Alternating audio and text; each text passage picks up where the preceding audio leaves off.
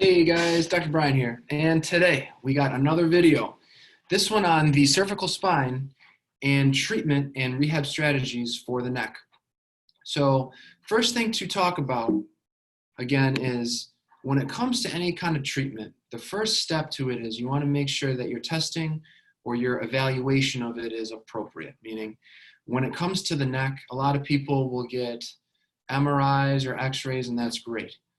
A lot of the people that Dr. Schmo sees usually comes back and they'll have imaging like that and it's clear, meaning like there's nothing structurally wrong, there's no breaks, or there's nothing, it doesn't look like there's any soft tissue injuries, yet people still have symptoms in their neck, like tightness or pain, or they'll have other kinds of dizziness and stuff. They're like, my neck's always killing me, or just headaches and things. So the first part of testing is making sure, like some of the imaging's done. And then, there's bedside ways to test it, just in terms of the muscles, if they're too tight, if there's joint restrictions, things like that. But typically what Dr. Schmo sees is, the evaluation of it goes to a different level because the brain itself has a large influence or a large impact on the neck itself. So it's not just biomechanical, but there's also like neurological ways to test the neck, just in terms of how the brain actually talks to the neck, which we'll talk about. But anyways, once you get that kind of testing done, and you're like, hey, this is either a neck problem or there's more of a brain problem, or it's kind of both. Once you have that testing or that the evaluation done, and then you know what it is, I want to talk about the treatment of different strategies that you work on the neck itself, but really like the system as a whole. So when it comes to treatment, the best way to explain it is I like to use the analogy of a bridge. Meaning, like if you look at your body and you look at your brain, the neck is really a bridge from one part to the other. Just in terms of how the system works, and this is oversimplifying a little bit, you'll see that like the bridge kind of goes both ways, meaning there's certain signals or there's certain nerves that go from your body across the bridge or, like through your neck up to your brain. Usually they're like sensory signals saying like, this is what I'm perceiving or this is what I'm feeling. But there's also signals that come down from the brain, like to the body. That's usually like muscle commands or like motor commands, meaning like move in a certain way. But you can look at it like maybe the signals coming up or maybe the signals coming down aren't right. But sometimes like there's nothing wrong with the signals themselves, and it's just like the bridge or like the neck itself. If there's something wrong there and then the signals don't get down, that can cause a lot of problems. So sometimes working on the neck can fix a lot of things pretty quick.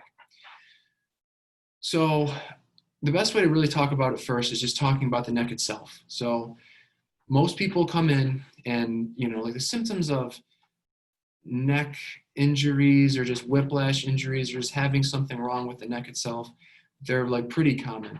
Typically, it's either pressure in the neck, tightness in the neck, or pain in the neck.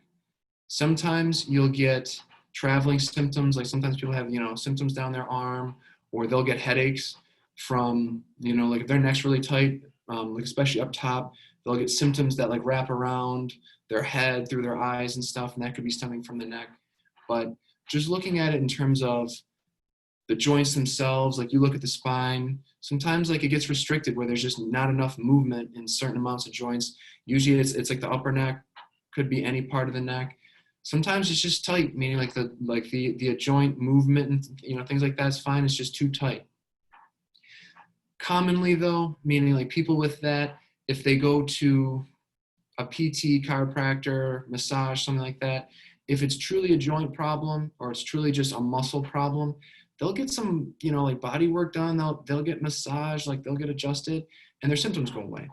A lot of the people that Dr. Schmo sees, however, they'll have neck issues, tightness, pain, pressure, headaches, things like that, dizziness, and they'll get that work done. Like they'll have work on their neck, but they're like, yeah, it feels better, but then it comes right back. I've had it done multiple times and it always helps, but it always comes right back. Like there's really no permanent change or there's no baseline change. That's when it's, like in my opinion, at least, it's more of just a joint issue or it's just more of a muscle problem, even if the muscles are tight.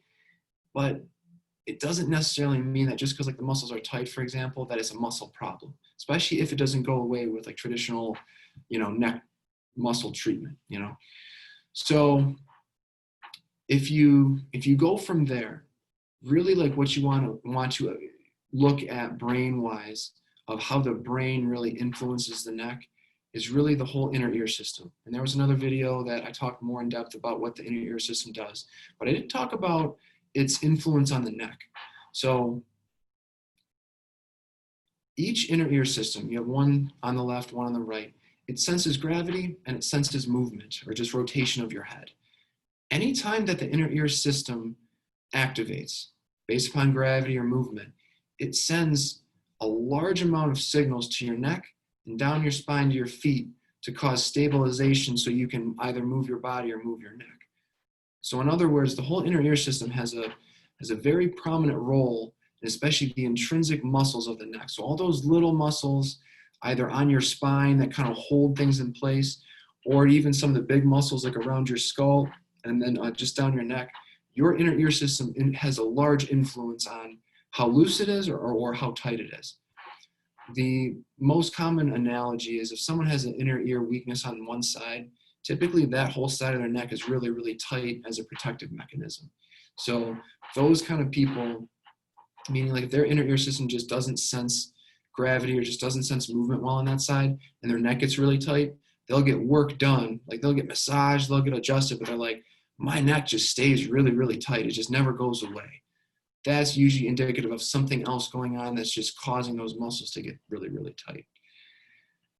When you look at neck symptoms, a lot of the times people will get inner ear therapy and their neck will feel better without necessarily even touching the neck. Like they'll come in really, really tight, really, painful, traveling symptoms. And if you stabilize that whole inner ear system, their neck feels better without ever even touching it per se, or just doing very, very little. So it's very important, meaning one large category of neck rehab or just neck training is inner ear treatment. A lot of people with headaches and even dizziness or just neck issues, symptoms, they don't ever think to do inner ear treatment. It's all like, it's just biomechanical or like proprioceptive, which isn't bad. But if it doesn't fix the problem, then I'm like, it's not the right thing to do. So one large category is you want to look more in the inner ear system, get it evaluated, get the right treatment. It usually has a very, very profound effect on the neck. The other part is more neck training in general. And at least when it comes to just more of the like neurology behind it, the neck itself plays a large role in controlling what the brain perceives just in terms of where your head is in space, but also coordinating different head movements. In a previous video, I talked about the difference between being passive in therapy and then being active, meaning most people will do active therapy right off the bat, like too soon, and it doesn't work or it causes more symptoms, where they have to do more passive therapy first. It's more isolated. What happens is typically people will like come in, like let's say with a tight neck or just neck pain or something like that. And then, maybe they're dizzy or they got brain fog and headaches too. But what they'll do in neck training or, neck rehab is they'll actively try to do things with the neck. But what happens is if your neck's really tight or your neck just isn't mapped the right way in your brain, and then you start to try to do different things with your neck, or you start, even like exercising, you start running and then you have some head movement, or you're in the gym actually training your neck, different exercises and things, but the neck itself isn't mapped well, you'll feel worse typically because it'll just tighten up even more because your brain loses, the like proprioception or just where the neck actually is, and it just tightens up as a result and you feel worse. Or you're just hammering your neck, training it, making it stronger, range of motion type stuff, and it's just not fixing it. You're like, my neck's still a huge problem even though I'm doing all this neck training. So what happens is if it's too active too soon, it just doesn't work well, where again, sometimes it has to be passive. The other part of like neck training though, is you want to do things that interact with the system or kind of remap it along with other things. Let's just say at first, the neck's tight, you got these other symptoms going on. And then you're able to isolate it, loosen up the muscles and things like that. But you really want to have a lasting change. What you really want to do is reintegrate how the neck coordinates with the other systems, typically inner ear system, but also, cerebellar systems, like whether it's coordination, mean like, just gait and movement and things like that. You want to make sure that the neck is on the same page as those other systems. One easy way to like really train this is Daishmo has a head laser that like he'll put on people, where there's like a laser right here that shoots like a like laser beam out. And then what he'll do is like he'll have them do different exercises that you're targeting while you're moving your neck back and forth. So you're not only doing like a head movement that involves inner ear therapy, like certain directions or certain speeds, but you're also moving your neck with it, and then you can kind of tie it together because you can see where you're targeting instead of just being random and things like that. It's really nice having a laser or some kind of focal point, like if you're looking at something that is very targeted or it's very specific. Otherwise, it's just random. In the end, though, I do think of it like the neck is kind of just it's usually secondary, meaning especially with brain injury and things like that, it's usually just a compensation, or it's usually just secondary, or like the symptoms of the neck are just secondary to something else. Some people will have more like cognitive issues and their neck gets tight as a result for like whatever reason, but they'll work on their neck and it just never gets better. But if you truly do something for more, for the frontal systems or more cognitive therapies, and then you can rehab and stabilize that, the neck feels way better. For the most part, though, like what Dr. Schmoll tries to do at our clinic is he tries to incorporate both, meaning instead of just doing just the brain component or just like the neurological component of the neck, or just doing stuff for the muscles or just adjustments for the joints and things like that, he does both. And that's honestly how you get the most benefit or the most change as soon as or as like quickly as possible. It's something, even though I do think it's mostly in compensation, meaning if you truly fix what's wrong neurologically or like the imbalance or just the fatigue of the system, like the neck just loosens up on its own, it's still good to do both.